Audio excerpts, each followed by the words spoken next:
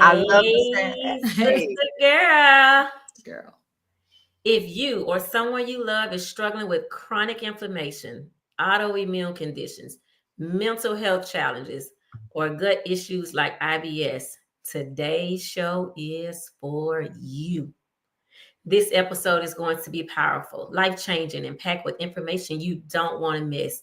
Robyn at Carnivore's grandma will kick us off by sharing her incredible personal healing story on the carnivore way of eating.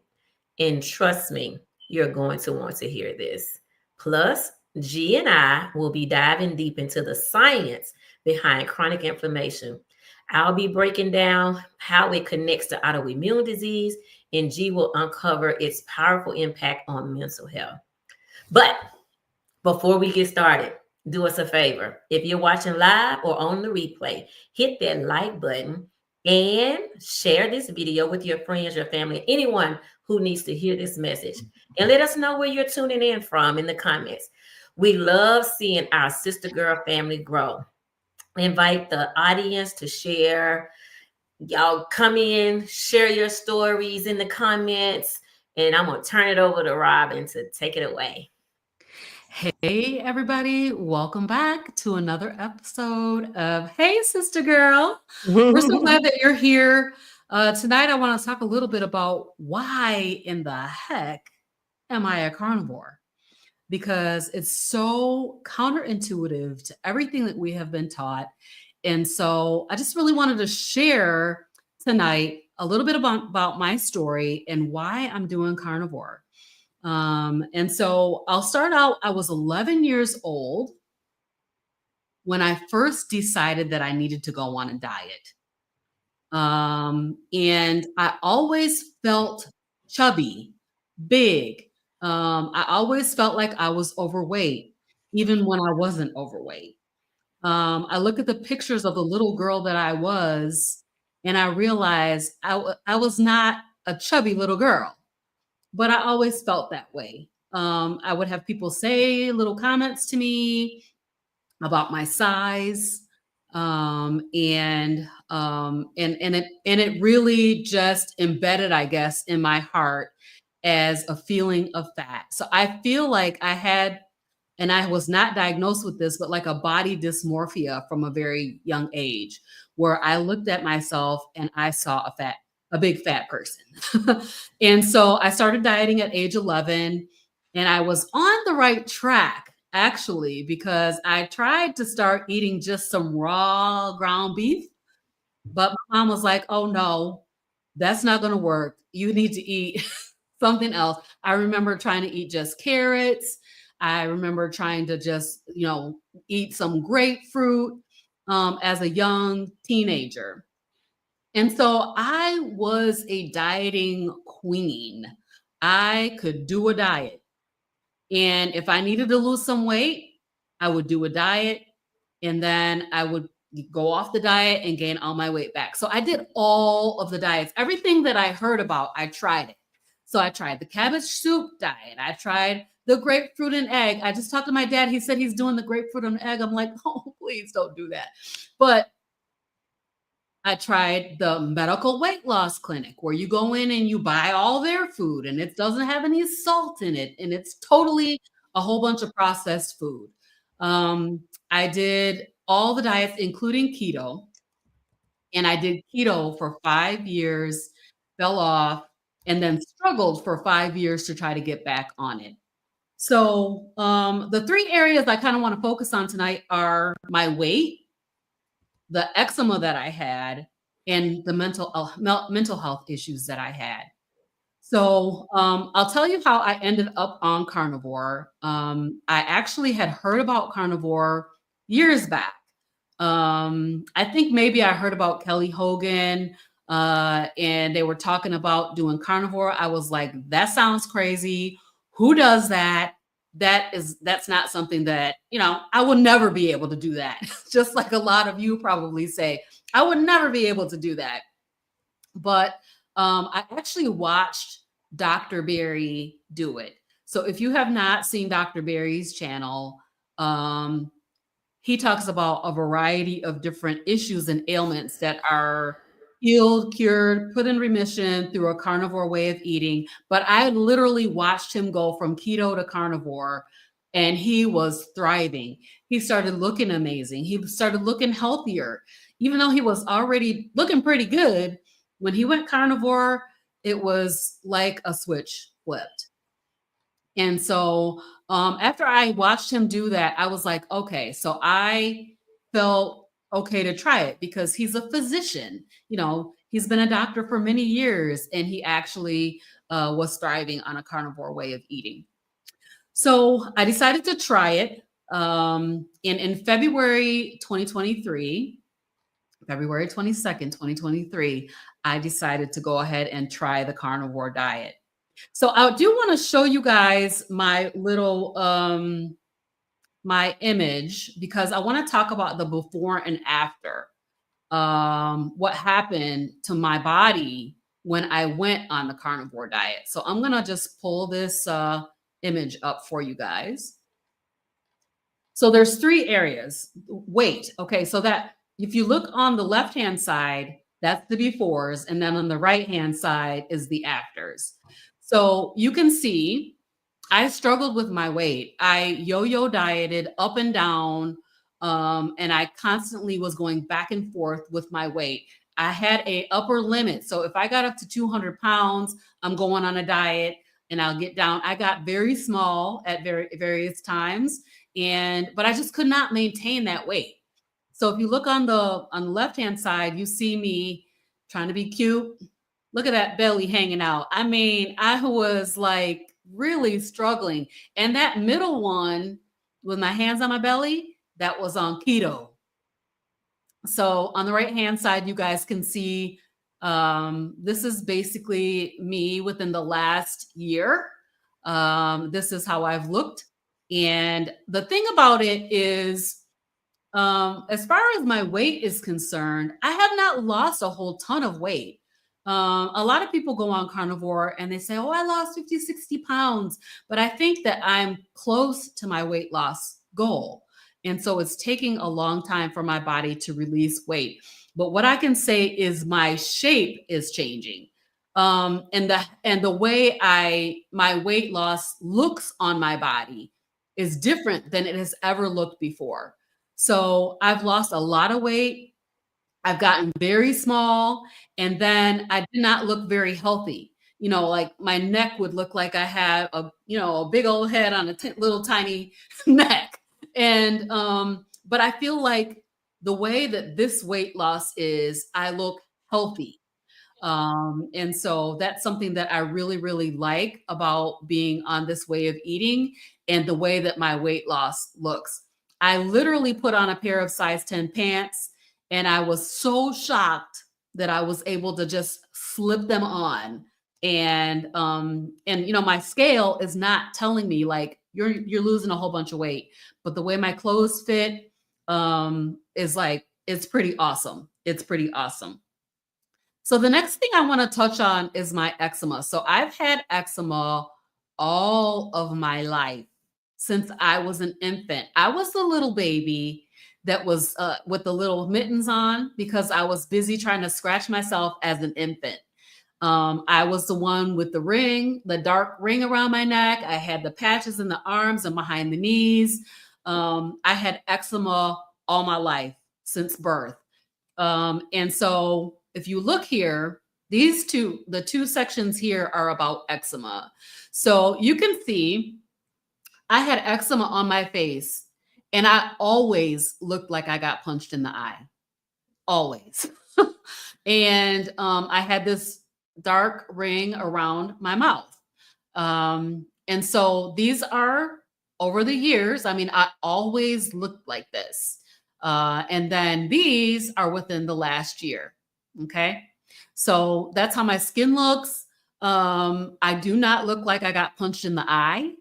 And that eczema has been awful, like all my life. And this is something that is like a game changer for me. Literally within 30 days on carnivore, this cleared up. I could not believe that this cleared up so fast. I was, first of all, not expecting it to clear up. And then when it did, people started to say, "Oh my gosh, your skin, it looks so clear. Like, what are you doing? What kind of regimen are you using on your face?" I don't use anything on my face. I just use water to clean my face, unless I wear makeup. If I wear makeup, then I'll put a little, cleanser on there. But I don't do anything. I don't have a skin regimen. So if my skin looks good, it's attributed to me, to the carnivore way of eating. So, and then that bottom section is my hands. So I have a condition. I say have a condition because if I eat the wrong thing, this thing will flare up. And if you watch my channel, you've seen that I've had a few flares during the course of time. So this is dyshydrotic eczema. And I knew that this was caused by food. I knew that there were certain things that would trigger this. But I went to the dermatologist and they told me this is unrelated to food. Take these injections, lay in the bed, like in the tanning bed, and get the UV rays on your body. Put this cream on it. The cream would not touch this. It itches so bad that the only thing that touches the itch is scalding. Scalding hot water is the only thing that would touch the itch of this. And anybody who has this knows exactly what I'm talking about. That when you get hot water on this, that's the only thing that touches this itching. This eczema was so bad that it ruined my fingerprints. So I went to go be fingerprinted to travel, and my fingerprints were muted. I did not have fingerprints for them to take because the dyshydrotic eczema, my entire hands peeled off. And this is something that flares up if I eat like too much heavy cream, if I have even too much butter. I realized when I was doing the stick of butter a day challenge that too much butter without the milk solids removed is actually something that is a trigger for my eczema. Sugar or anything that converts to sugar is actually a trigger for my eczema. So sometimes I will have a flare up. And it's because I've had something that I cannot tolerate. So, other things that were addressed, unbelievably, were my seasonal allergies. So I've had seasonal allergies all my life. I mean, I did not realize that this was food related. I had no idea that hay fever, being allergic to something every single season, having to take allergy pills every single day, 2 times a day, plus Benadryl at night, every single day. I did not realize that this was related to food. But when I changed my diet in February. In the spring, I didn't have seasonal allergies. And I'm sitting here looking at people, wait a minute, isn't this like hay fever season? Isn't this the springtime allergy season? And everybody was with their runny eyes and itchy noses, sneezing, coughing, drainage in the throat. And I'm sitting around like, oh, so carnivores don't have allergies? Well, carnivores do and can have allergies, but they're nowhere near as bad as they used to be. So the final topic that I want to touch on is the mental health aspect, because this has truly been a game changer as far as mentally how things work. There were certain ways of thinking that I had that I thought were normal, my normal state of being. So things like food obsession, constantly thinking about food, thinking about my next meal while I'm working on this meal. And, constantly just hashing over, what am I going to eat? What did I eat? So this is one of the reasons that I don't like to track anything, is because of that food obsession. It makes me feel obsessed. I had these racing thoughts and a feeling of impending doom. I would tell people, do not call me on the phone. Don't call me, because if my phone rings, I'm going to be certain that something terrible and devastating has happened.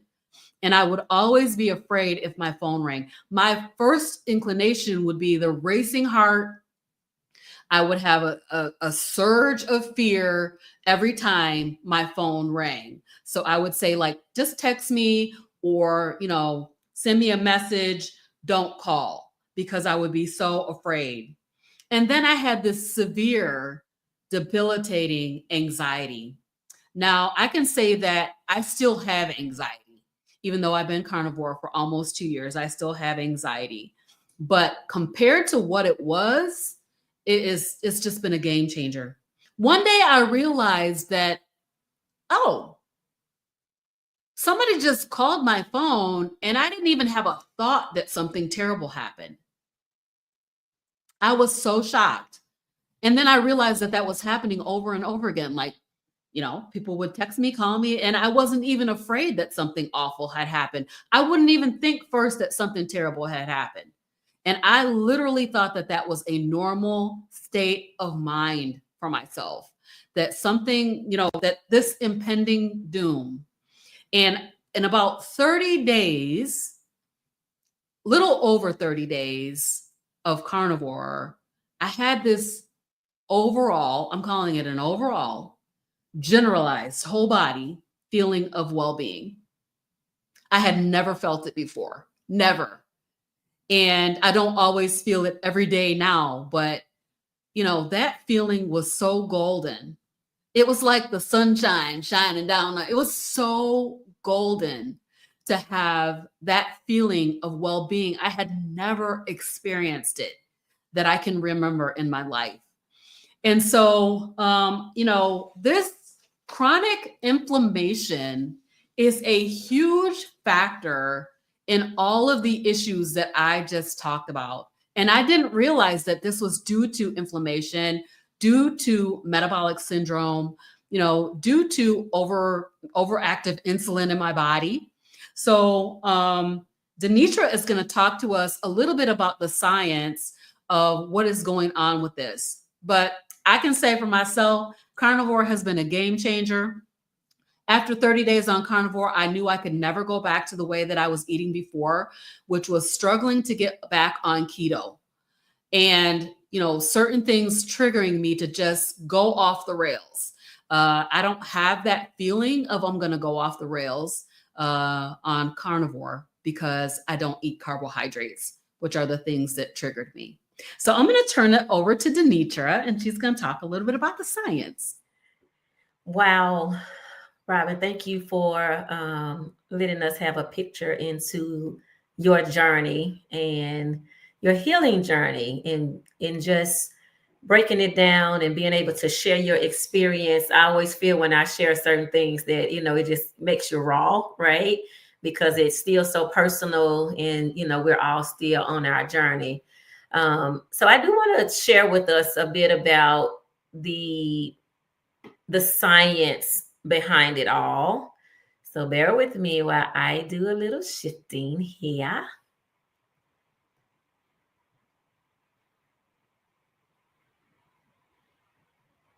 And I think I'm supposed to push that. And so basically, you talked a lot about the experience that you've had, the inflammation. And so I want to really help people understand what inflammation is. Inflammation is your body under attack. It is damage from your tissues, your organs, your cell activity. Everything is under attack. And so when you hear Robyn referring back to it had to do with the food that I was eating, no one ever told me that. I was told to take injections to clear it up. Essentially, there are certain things that we put in our body that are foreign to our body. These are foreign substances. And so you notice that I'm not using the term food, because food is good for us. So these things are food products. They've been passed off as food. We can intake them. However, what we're learning is that they are causing trauma in our bodies. And so if you notice on the screen where Robyn talked about her individual issues relative to inflammation, I want to point out that there are many others. Heart disease is a form of inflammation, type 2 diabetes, rheumatoid arthritis, cancer, Alzheimer's. Yes, Alzheimer's, that thing that we think we only get when we get old. Alzheimer's is a direct correlation to inflammation and then irritable bowel syndrome. And so just taking it a step further, y'all know that I'm the insulin resistance lady. All of this is still tied back to how insulin is operating in your body. So we get this chronic inflammation because of insulin. So many doctors are prescribing, if you just take a look at the screen, you're getting a different diagnosis for this and a different pill for this and a different pill for that. But if you listen to Robyn closely, one of the things that she pointed out is that everything started changing. And so the way I try to say it is that insulin resistance manifests in many different ways. So let's just pause and soak that up, right? There are these different manifestations that we're treating differently. You're seeing a rheumatologist for your autoimmune issue. You're seeing an endocrinologist for your diabetes. You're seeing another doctor for your heart disease. All of these things are directly tied to how insulin is operating or the lack thereof in your body, okay? And so Robyn mentioned actually, and I don't know how to make this go forward, guys. Sorry. What am I doing? Let me just stop really quickly. I'm gonna dial back and then go share again. My apologies. Girl, until we get all the robots in, you still got us humans operating error. Don't worry. Listen, everything that we're talking about from the pictures that we've shown, everything is on point. And I knew you were going to tie in insulin resistance because we need to say that so much so everybody knows. Everybody knows that it's all coming from one place. I like how even on that first slide, I don't know what the next slide is, y'all, but on the first one, you started saying how there's going to be a diagnosis, and keep in mind, there's going to be a medicine for every last one of them. Or we could turn around and take that right there out of your food and you healed, cured. And that was the thing, is that all of these conditions that I had, and I didn't even mention like IBS and high blood pressure, every single issue had a medicine to go along with it. And I'm like, okay, so here is my current philosophy is like, why am I trying to take a medicine when the food can do the work? You know, and your body can heal itself from the inside out, given the proper fuel. And we're not being really necessarily told that the food is the problem. I mean, the non-food. Right. Ladies, thank you for covering that for me. Yes, I'm learning this new system. The acute inflammation are things that are not caused by insulin resistance. So that's if you have a punch, you have an injury, that is inflammation, but it's not chronic. Chronic is going to be that thing that is directly tied to disease, high blood sugar, leading to cancer, leading to Alzheimer's, leading to rheumatoid arthritis. And so when we talk about how does that develop, it develops through infections that activate your immune system. So a lot of times when you hear people talking about, I have an autoimmune issue, and we say we don't know what it stems from. I've never heard a doctor say that I know how an autoimmune issue originates. They usually say they don't know, but then they try to tell you things to be aware of. And my brain says, well, that's probably what causes it, right? So certain things that you continue to put in your body are going to cause issues. And so let's look at a couple of foods that could potentially be your issue. And they all go back to carbohydrates. But processed foods, for sure, if it's in a package, it is a processed foods. Now we have processed foods, and then we have ultra processed foods. Your cookies, your chips, all of those things are laden with sugar. They all are going to metabolize in your body as sugar. And so these things that you're having that, you know, in the medical community, we hear that there is a pill for every ill. When what we're saying tonight is that you can be your own controller of that by simply not putting certain things in your body. This is where the inflammation, because your body has no use for it. So when you consume these processed foods, you're not going to poop them out immediately. You're not going to cry them out immediately. And so now they're going to store on your body as inflammation. And most of these things are made with plants. They are plant-based. So it's not meat that's causing these issues. So when you look at bread, it stems from plants. When you look at pasta, it's flour and water, rice, cereals, baked goods. All of these things are plants. And so the body is not meant to metabolize these things. And when you can't metabolize them, then they store on your body. And so how do we want to start turning the corner to manage these things? And I think, Robyn, you even mentioned having asthma.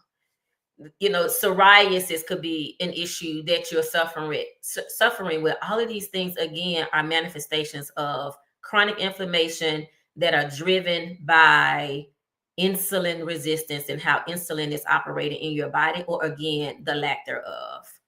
And so I want to come out of this and show you all one last thing that we will put in the chat. Bear with me one second.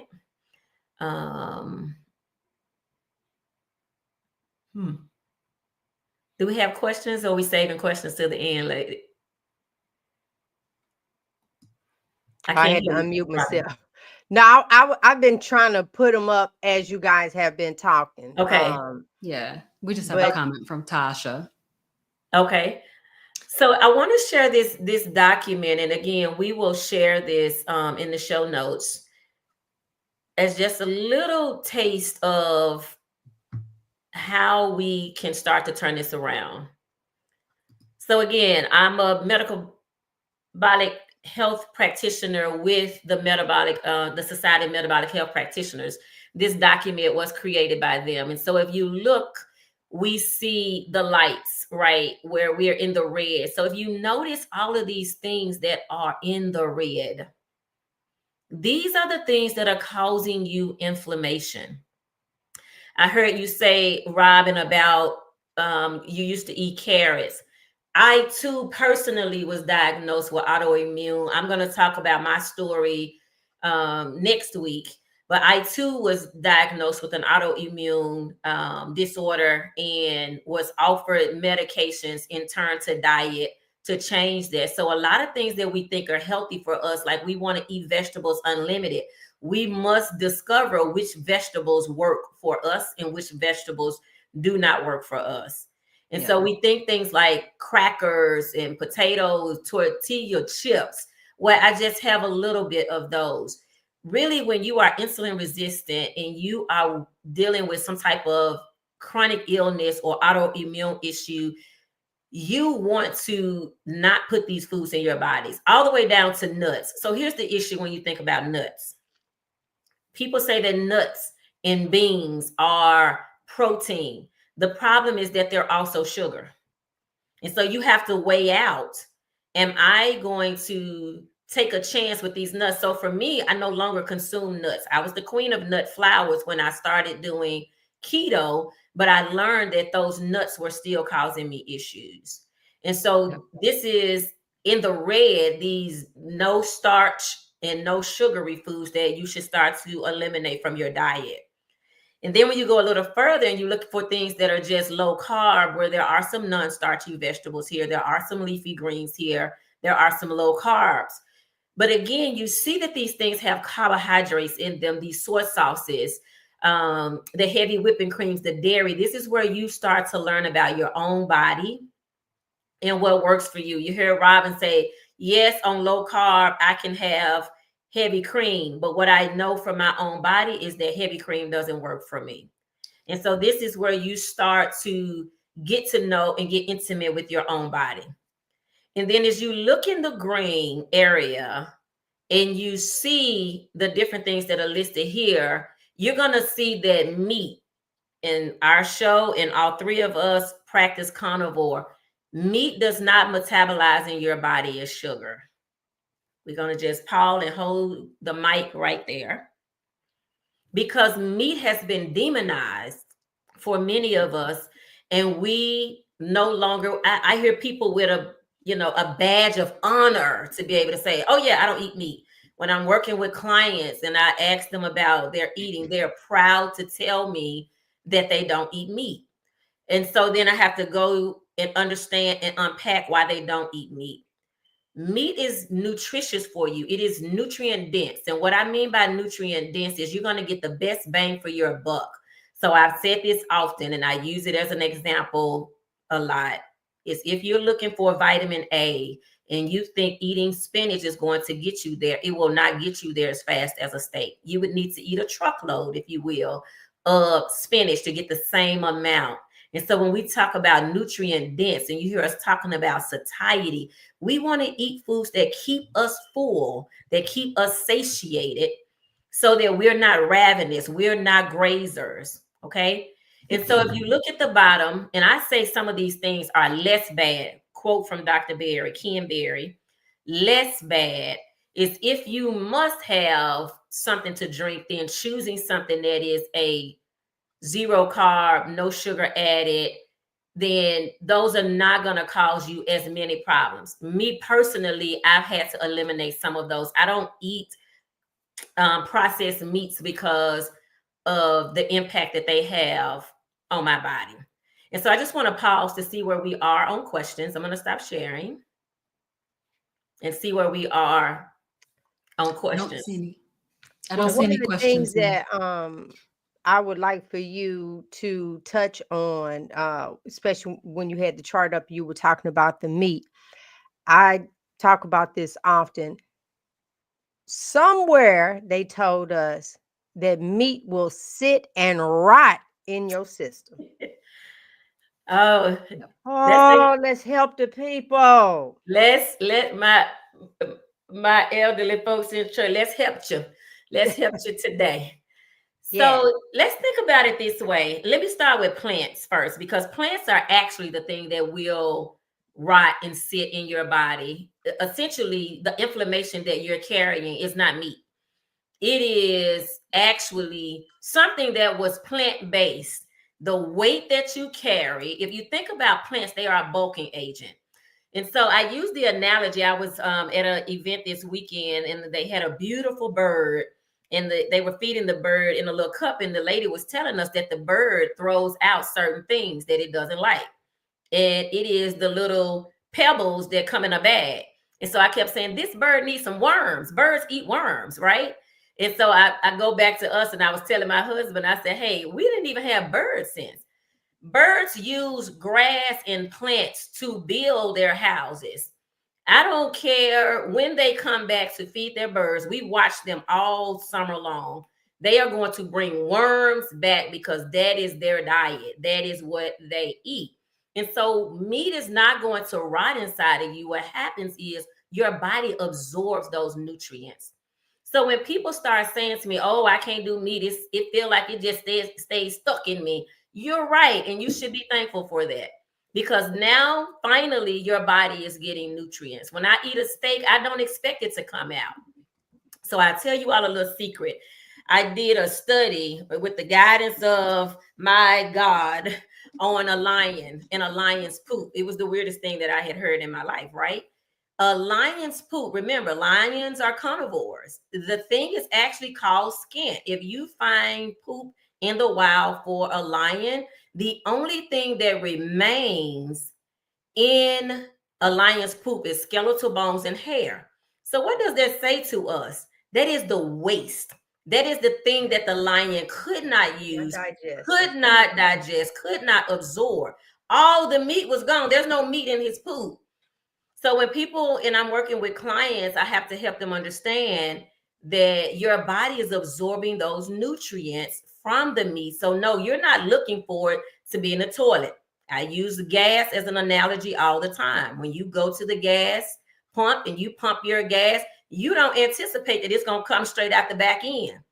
you expect for it to work its way through the car and serve its purpose. It is the same way when you feed your body the fuel that it should be eating. Last thing I'll say before I turn it over to G, who's going to go a little deeper for us, is this concept around needing fiber. And so I often say that fiber will cause you to poop. However, it is not necessary. So because, and this is the way I say it for me, because it was waste coming in, it's going to be waste going out. But I didn't need fiber in order to waste what my body was no longer able to use once it had used up everything that it needed. And so when you think about, to bring this home, when you think about what you're eating each day and how your body is metabolizing it, if it is a plant or plant-based, your body is likely to store that, and it is stored as inflammation. Okay, that's fruit, that's vegetables.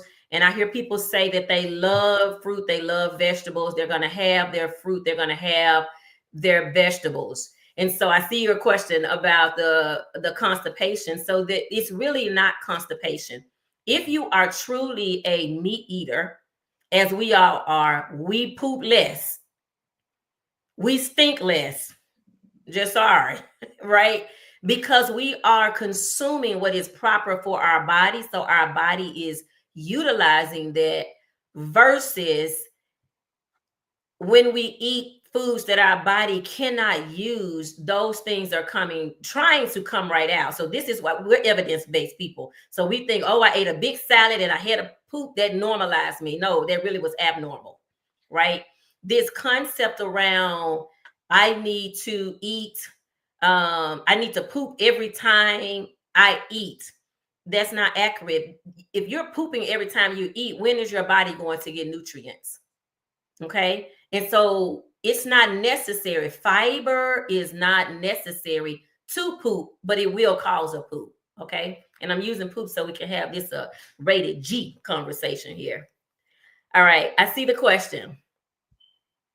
Why is it necessary for diabetics to be given sugar when their blood sugar gets too low? Is there anything non-sugar that helps?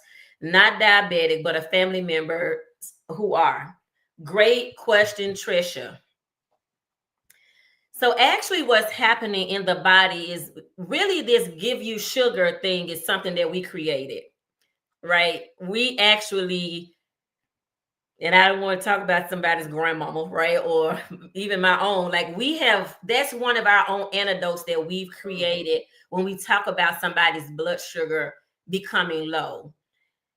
People have learned their bodies enough to know when they're low. And essentially what's happening in the body is and you have to determine if we're talking about a type 1 diabetic and a type 2 diabetic, okay? Type 1 diabetics are going to always need insulin, right? A low carb diet, there are many reports and research out there shows that a type 1 diabetic can do really good as a low carb. So this question, I want to clarify, this question that I'm answering for you, Trisha, I'm answering it as a type 2 diabetic. So let's talk about what's happening to a type 2 diabetic. A type 2 diabetic is obviously, if their sugar is running low, they are not managing their diabetes. First of all, they are not under management. Perhaps they're not on meds, and they have, this is why their sugar may be running low, or they're not eating at all. Could be why their sugar is running low. As a type 2 diabetic, what's happening is insulin is fighting for you. Okay, she said it's a type 2 diabetic. Thanks. Mm-hmm. So insulin is fighting for you. The reason why we give type 2 diabetics insulin is because the insulin in their body is not managing for them correctly. So what happens when diabetes is poorly managed, you're all over the place. If you have a glucose monitor, you'll see it drop low. You'll see at that point, it doesn't matter if it's sugar or not sugar. You just need something to eat to activate insulin to start working. So I'm going to pause and let us digest that just for a moment. So where we're saying you have to give them sugar, you could give them anything to eat, because usually when blood sugar is running low, it means that you are not eating something at all, or you're taking a med and you're not eating sugar. Okay, so I'm working with a young lady right now who is a type 2 diabetic. She's been changing the way she's eating. She's taking all the carbohydrates out. And so now her body, her sugar is running low. She was in the 70s recently. And so that's because she had taken her meds and she's not eating sugar. Here's the thing, the meds that diabetics are taking are treating the fact that they are still eating sugar, that they're still eating carbohydrates. When you stop the carbohydrates, then there's nothing for the meds to treat. So again, let me say it to you this way. This young lady that I'm working with, she was taking her medicine religiously without testing her blood sugar. But she's also now starting to learn about what carbohydrates do to her. So she's eliminating them. So where on the meds, her sugar may have been running 150. The meds were bringing it down to 150, 160 in a day. When she started still taking the meds and the meds didn't have anything to work with, she then, because she doesn't have any carbohydrates in her body, she tanked. So I sent her to her doctor. I insisted, because I'm not a doctor and I don't give medical advice. Everything I do is educational, for educational purposes. So I insisted that she see her doctor. When she saw her doctor told her the same thing. Her doctor said to her that what you're doing is great and it's working for you. If you're going to stay consistent, then I can lower your dose of medicines. So where she had been on a diabetes medicine, and I want to say she's been on it between 5 and 10 years, she had been taking metformin at 1,000 milligrams, and the doctor lowered it to 500. But as I told her, the doctor reinforced it for her and told her, but I need you to check it before you take it, because she was prescribed that for the morning and the afternoon. If your blood sugar is normal when you test it, then you don't need to take the meds. So Trisha, that was a long way to get to an answer, because it's kind of complicated depending on what's happening with that person. So if they're already on meds and they've kind of changed up a little bit, they're exercising, they're moving more, and they're not eating the same amount of sugar, then the body is going to tank in blood sugar. And so this is why we talk about getting off of meds, being de-prescribe your medicines, because the way we talk about eating is actually what the medicine is mirroring. The medicine is mimicking this way of eating. So when doctors assume that you're not going to learn education, you're not going to change anything, then this is why you're on a lifetime of medicine. And they used to tell us that diabetes was not reversible, that it was a lifetime sentence, basically. But now we know that's not true. So I want to flip it over to G and let her take us a little bit deeper, give us a little bit more, so that you are armed with this information to share. And if you haven't already liked us, shared us, or give this over to someone, please do that. Go, All G. right. Well, listen, y'all won't have to put no boots on. We're not going to go that deep. All right. What I'm going to talk about, I just want to touch a little bit, because Robyn and I have done shows in the past. And when we get to the anxiety portion of this, I like sharing my experience, which was a little different than hers. So how this chronic inflammation, once again, can contribute to things like anxiety, depression, and we're going to label this brain fog. For me, I didn't suffer the way everybody else, the normal traditional of what people say. And I'm going to be honest, I did. I was like, oh, can't go outside. What? I did not have a clear understanding, because I felt you put your mind to it and you do it. That's a little bit about like how my era was brought up. Here it is, you do it, think no more of it. Up until I lost my mom. And I found where I almost was in a panic to touch a doorknob to be outside. And I'm like, is this what people were feeling? Where you get nervous, anxious about somewhere where you need to go. I would be in the car and I'm like, oh my God, I just want to go back home. I just want to go back home. Yes, the death had something to do with that.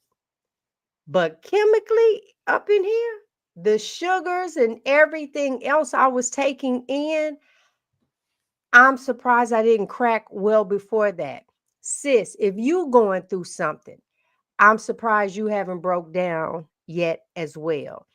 Um, this inflammation, we're calling it that because we look at people and say they big, they overweight, they fat, whatever. It's so much more to that. And honestly, besides, I'm not talking about like overly obese, like my 600-pound lifetime. I'm not talking about that. I'm talking about like your regular everyday. We get up, we go to work, we taking care of home, we thinking of ourselves, we're eating on the run, we go through drive-through, we reaching down doing this because we're trying to fuel ourselves because we still got to get the kids to practice.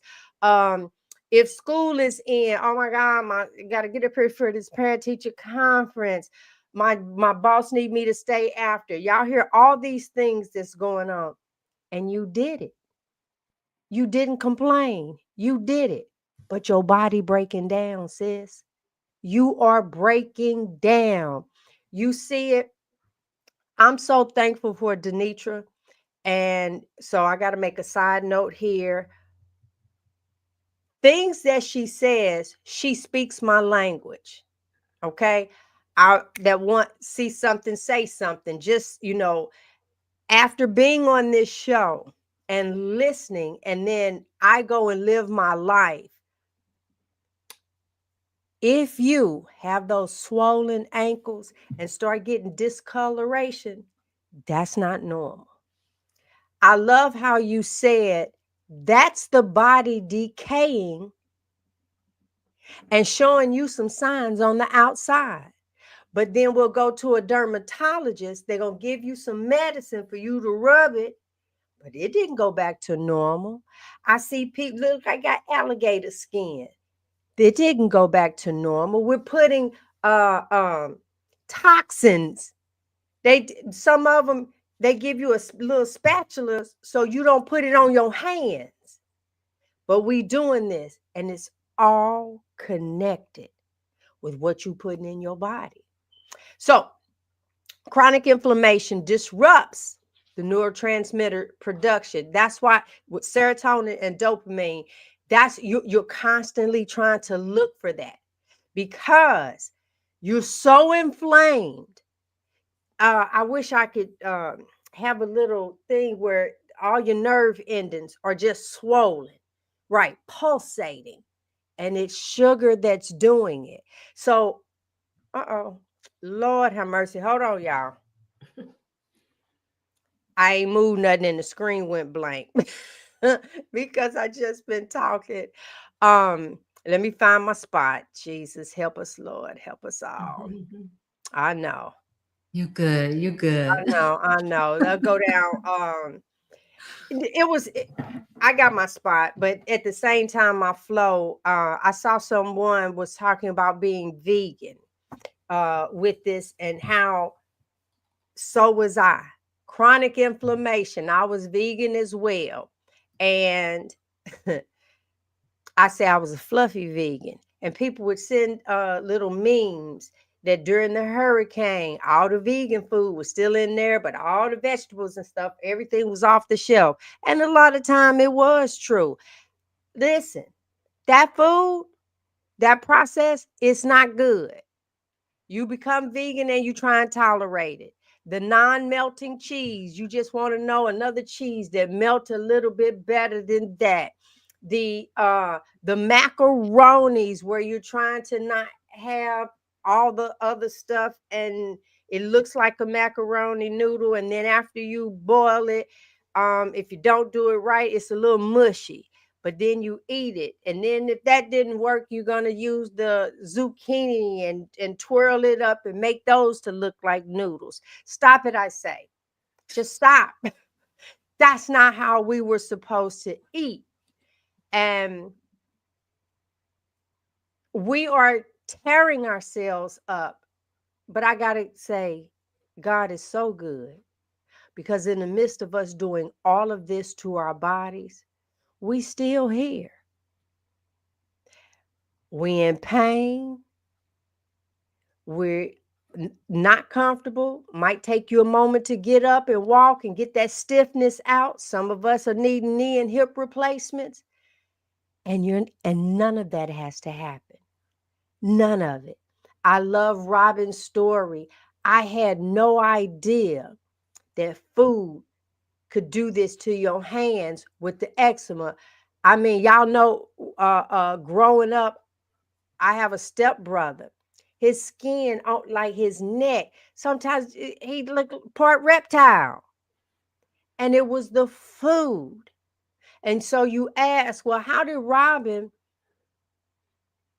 did your mom breastfeed you, or were you on some type of well, back then we didn't have I don't know what formula came. I'm sure I was on K-Rose syrup for I was formula. just getting ready to say, because back then I was raised on pet milk. I can tell you that. I don't know. Now.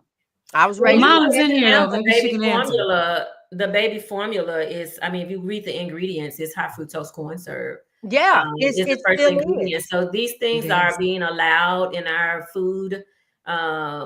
And this is why I say you have to identify is it food or not food, because a lot of what we see. I see a question from Sandra about what would you say is a great step for someone starting out on an animal-based, low-carb focused eating. The first thing okay, go ahead, G. I was gonna say the sheet that you showed. Yes. With the red, yellow, and green. That is like a perfect one. Not only that, I have 3 or 4 months. I hear, come on, Miss Bernice, you better get in there. You better get in there. Yes, you did. But all right, so Miss Bernice, you think back. So her eczema developed after the breast milk, because that's where we're just kind of doing, because I think a lot of times when it's just from your mom, all is well, right? So answer that for us. But I was going to say to start with just that list that you have. Also, we're coming up with a lot of good stuff, Sandra. Yeah, I'm tired now. We've been meeting, honey. January the 1st, we got it laid out for all of you. Want to go and try Carnivore, or you slipped off and need that community? We have formed a group. We have our challenge coming up. So stay tuned. We're going to talk even more about that. The other, did you want to add anything else, DeNitra? So what I would say, and I say this often as well, is that what you want to have that person to consider doing is not eating things in a package, first of all, like in those center aisles. If they want to go low carb, we want to shop around the rim of the stores where it's realer, and I know realer isn't a word, realer food around. The ultra process is what's going to be in the center of the stores. If you catch yourself tearing open a package, then you're dealing with ultra processed foods, even if it is low carb. Now, I would say something like a pork skin, as long as it's a pork skin that is just the pork, the fat, and the salt, because the flavored ones are going to add maltodextrin and stuff. So you want to do a plain pork skin. But for the most part, you want to be in the back of the store where there is meat. And you can do things simple as, scrambling an egg and eating ground beef together. That's food. I pretty much don't even say meals anymore, because we're looking for fuel to fill our bodies with what it needs. So those are the things that I would say, if they can start doing that, eating one ingredient food. So even if they are still going to want to have vegetables, let's choose our green vegetables versus a potato versus eggplant. You want to choose green beans. You want to choose broccoli as a way to get started. And so as you're eliminating things, you'll start to see how the body improves. Something I wanted to say earlier was when we think about inflammation on the body, we continue to say inflammation. Of course, in all other worlds, they just say you fat, right? You fat. But essentially, you are carrying inflammation. You're carrying, I always say we pre-ate, you're carrying food that did not digest. And so now you're carrying it around on you. And so another thing is that we want to not normalize this, right? So when we talk about things that are rotting on us, that's essentially what's happening. Like, I just want you to have a visual for yourself to say, what if I were to turn my body inside out? Oh Lord. Right? So You know, we had talked about that. They had that ad, if smokers could see their lungs. right. Yeah, So I remember that. It was looking horrible. So the thing is, if you turned yourself inside out, then where would you be? You would be able to see when we're fussing about the scale not moving, when we start to change how we eat, then there's this healing that's having to happen first, because before it started to poke here and hang here, it got stuck here and there was nowhere else for it to go. Y'all, that ain't meat. That's all I want y'all to know. That's not meat. Those are these plant-based items, rather it be a baked potato you ate, or rather it is a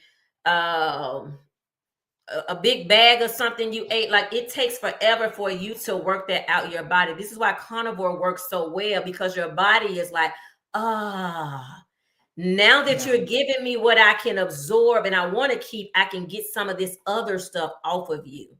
Okay. So those are the things that you want to have that person to consider, is how do I take away foods in a package?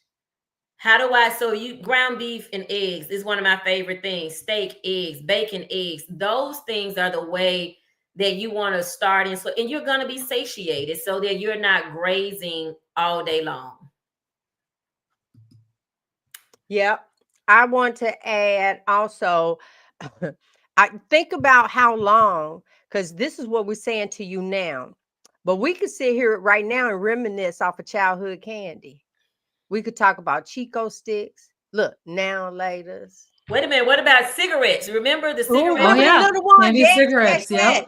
Cigarettes. Oh, and that wax with that liquid in it that we don't even know, but they little bottle. They call it fat free. Yeah. Lord. It is fat free, but it's just sitting in you. So fat don't sit in you. Fat keeps moving. Okay. That's what. So yeah, Boston. Look, I ain't doing Boston baked beans, lemon heads, red hot. There was Mike and Ike's. We had baby hot tamales, and the reason why I can call it out, y'all, I was addicted. Oh, I prefer candy over a meal. I would eat candy like X amount of days, and my husband would even say, "Have you even eaten?" Okay, I'm gonna go get something. It was like that, and my body. Wonder why. I always say that. Wonder why I was big.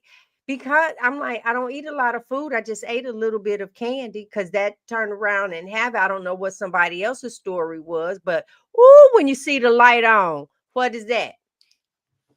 Everybody know Krispy Kreme.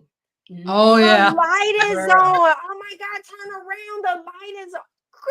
We would be here all night if I start telling y'all my Krispy Kreme stories as when I was a teacher. But I'm just saying, it's so many things. They have the taglines and listen, y'all. Brilliant marketing. Brilliant, because I'm 60 and I'm still can tell you what is the most important meal of the day. Breakfast. There you go. But who said it? Kellogg's. And we repeated it to get us to eat the cereal that they put the prizes in, to get you hooked, and you can't even get a prize anymore. So another thing, I was vegan, and with that, I looked at one of the people that I ran into, not in person, but on social media, was Tabitha Brown. I was like, oh my God, we got the same last name. Oh my God, her family's here in North Carolina. Oh my God. And then I'm watching her and I'm like, oh, so inspiring. Tabitha just had surgery. Yeah. She just had surgery. And I know that because when she was so sick in the beginning and went vegan and felt better, thought that that was it, not realizing it was all the stuff that you stopped. But hold up, now you're starting to introduce, just because it's vegan, the smoothies, the nuts, the Oreos, some of it, because that's vegan as well. The potato chips. You don't go somewhere you don't see. You prefer to eat the French fries over salad dressing if it has animal product in it. So you're making these different choices now, and now you ended up having to have surgery. I was supposed to have surgery. I left being vegan, went carnivore, and now I no longer have to have surgery. Literally nothing now is going on with my body. I have over 50 pairs of glasses. If y'all go and look at some of my earlier shows, I had glasses on every show. Now, none of them I can see out of. It's like my eyesight has changed. It has So, improved. yeah, it has improved. I tell my husband, I say, oh God, I can't see out of these. I see better without them. And there's all of these different things. And we come on here every week to share, because I'm telling you, January is World Carnivore, not for the month, world. Y'all know what the world is? World. World Carnivore Month, because it's not just us in the States. You got folks in Australia, Canada, Mexico, all over that is eating this way, and that's turning their lives around, and it is sharing the story. So let me recap. I go back to Robyn. Her story is beautiful because so many of us know someone that is wearing their shirt down a little bit too much for the marks and stuff on their hands and elbows. And you think sometimes, I know it's hot outside. Why they got long sleeves on again? Covering up their skin, pulling it up around their necks. Okay. The fingertips and stuff is rough. Let's go to another one. There is what is that? Autoimmune lupus. I think of Tony Braxton. It's like, girl, it's the sugar, and it's the carbohydrates, it's all of that. But then we sound crazy because when we try to tell you, it's in your mind. It's the same doctors that were showing that to us. They watch them same old commercials and stuff that we did. And now later on, they telling us the same thing that the commercial, which was advertising. But we believe it. But if you think back a couple of generations ago, they didn't have all of this. And they weren't sick like this either. And we're sitting up here celebrating 80 and 90 years. Some of them reaching to 100. That And I just foundation want to is kind of add remarkable. to. I was glad to hear you bring up Tabitha Brown. God love her. I do too. Sweetest personality ever. But I have that conversation with many people relative to Tabitha, and this is why I say you have to get intimate with your own body versus following someone. I mean, we love Tabitha. You know, she has a line at Target. We all go buy her stuff at Target. She's a personality, right?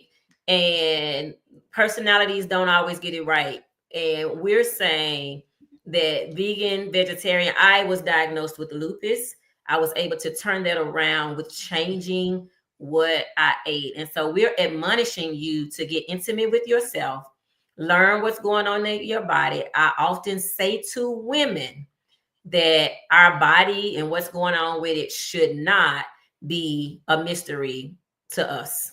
It should not be a mystery. Same way you know what you would not do to your car, you should also know what you should not do to your body. And that's what we're here to help with.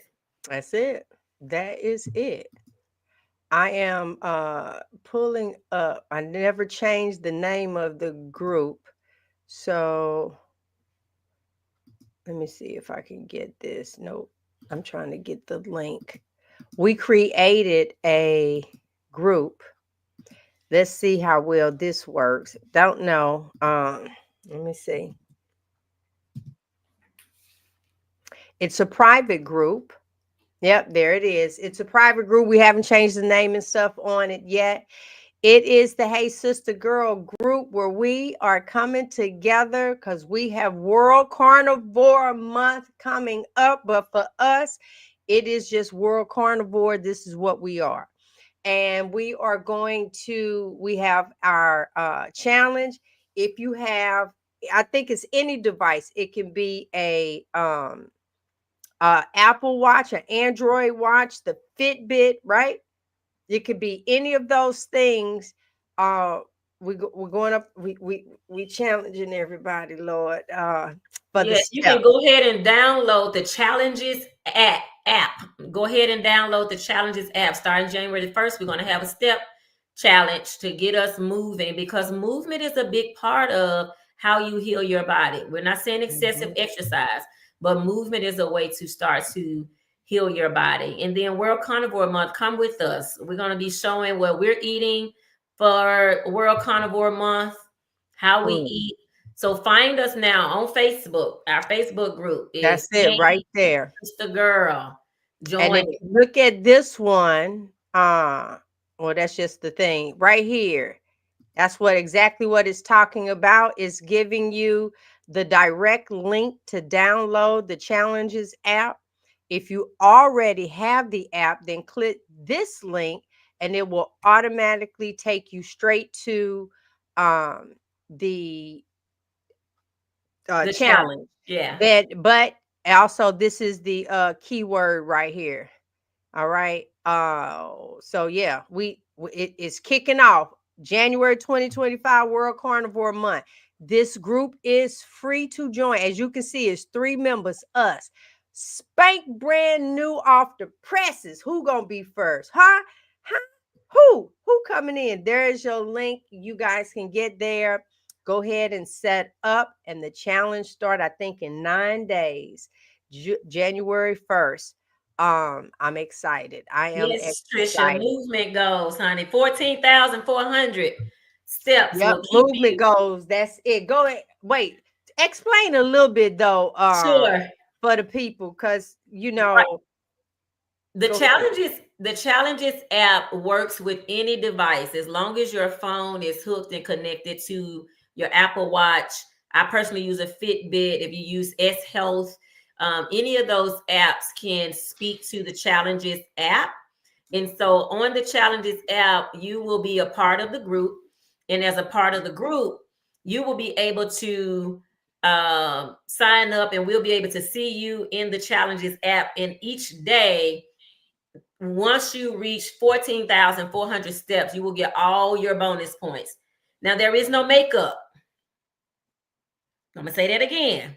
There is no makeup. If you don't get all of your points on one day, it doesn't matter if you work 30,000 steps the next day, it's not going to increase it. So the goal is that you're moving every day. So it's close to 15,000 steps. So what we highly suggest is that you break that up. In the morning time, if you need to get your first 5,000 in, during lunch, you get your other 5,000. I have been up. My doctor in Memphis, Dr. Moore, is one who does this with us. I've been doing it with them for over 3 years. But sometimes, because I want to keep my numbers up, I will walk in circles in my kitchen just so I get my steps in. If it's cold outside, I may go to the mall to get my steps in, because our bodies are meant to be upright, meant to be moving. And so we want to make sure that there's movement happening with the body. As we are learning what goes in the body, now we're also learning what to do with the body in terms of movement. So again, it's like taking in fuel and not driving it off. Using the car analogy again, if you go fill up your gas tank and then you park your car, then the gas that you put in your car is still there. So it's the same thing with your body. If you fill up and you're satiated and you haven't done the ample amount of movement, then that gas is still there. And so we want to be working this gas off. Yeah, I think that's great how you said that. I told you it's just so many things. And now, honey, I could take every analogy for the car. We talk about putting the right fuel in the body. Well, we talk about what most of y'all know what will happen if you put sugar in somebody's tank. Gonna Most of y'all know what happened if you add some water to a gas. Right? So you know these different things, and you will buy these cars, but your life is priceless. You were never designed for that sugar and that water in your tank. Now, water for real for people, yes, but okay, that sugar and that soda in your tank. The same way that we know better than to put it. You know better than to give dogs a chocolate bar and regular ice cream. What? Mess their system up, huh? Okay. If you went outside, I love when Carrie talks this way. You went outside and all of a sudden you saw a panda over eating some salmon. You what is going on? Feel like you're in a TikTok video. So I'm saying that, let me get us in there. There we go. I'm saying that, sis, you got to put the right stuff in. So I want to get you excited about our group. We put the link down in the comments right here. There it is. I'm changing the name. It's hot off the presses. If you want to wait till next week, just make sure you are in it to win it in January. I'm going to tell you right now, I talk big smack. She do. She do. Baby, I be taking screenshots all in the thing. Huh? I do. I be getting the people. So come That's on with what's some up. of this. Hey, I give me want to some more people in here. Miss Bernice, thank you for sharing that your knees hurt and you can't do steps. I need you marching in place if you can in your chair. If you do nothing but lift your body up, your pelvic area needs to be rising up and down, even sitting in a chair, doing something from side to side. In as much as you can, even in a seated position, I need those knees because that's going to help break up that inflammation that's in those knees. So what happens when we get arthritis or inflammation in our joints, it's because they are stiff because we're not using them. So the old saying about if you don't use it, you'll lose it. I'm not saying you have to do or even consider doing the 14,000 steps that some of us, I don't get mine in every day either. Right? I don't either, but I'm going to stay ahead of all of y'all. But Miss Bernice, I need you doing something. I need those hands above your head, out to the side, moving your knees as much as you can. Even if if you have steps at your house and you can go raise up at your steps and get in that pelvic area moving. Sitting down is not an option. Okay. Sitting down is not an option. I need you to figure out, even if you haven't using something with assistance to get you up and moving, and you don't have to do it long, but you want to train your body to know that it is a moving vessel. If you teach it that it is a sitting vessel. The other thing I would ask you to consider, Miss Bernice, is potentially doing some fasting, dialing back how much you may be taking in, because if you're not burning that food, that's another way to create inflammation. So this is where we talk about people doing like 3 meals a day. And when they do 3 meals a day, but they are not moving around enough, but they're just on a schedule because somebody told them they needed to eat 3 meals a day. Mm-hmm. That is how we store inflammation on the body. So some activity, if you're here with us, which says to me that there is some tech savviness, Miss Bernice. Yeah. Google,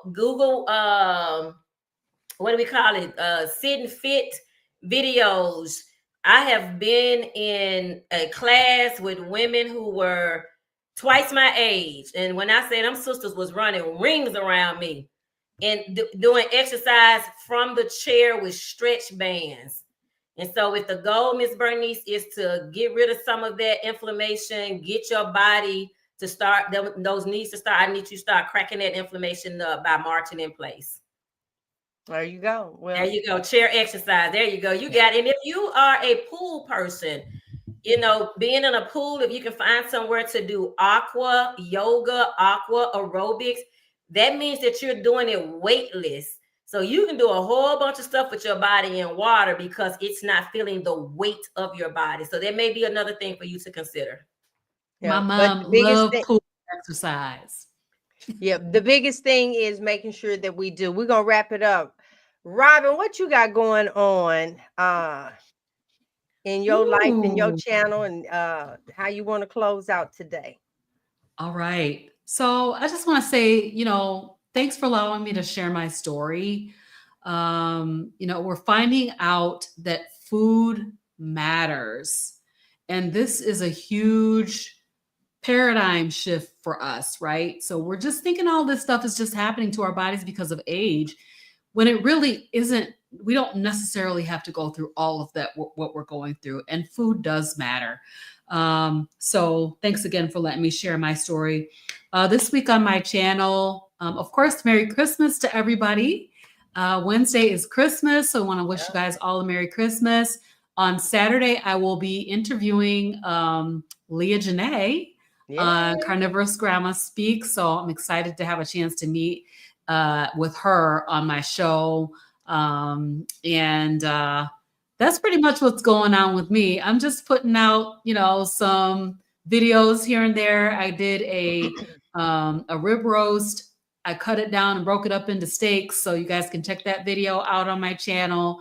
And that was super easy to do. So a very cost-effective way to get a whole bunch of steaks at once. So definitely appreciate that. How about you guys? What do you got going on your channels this week?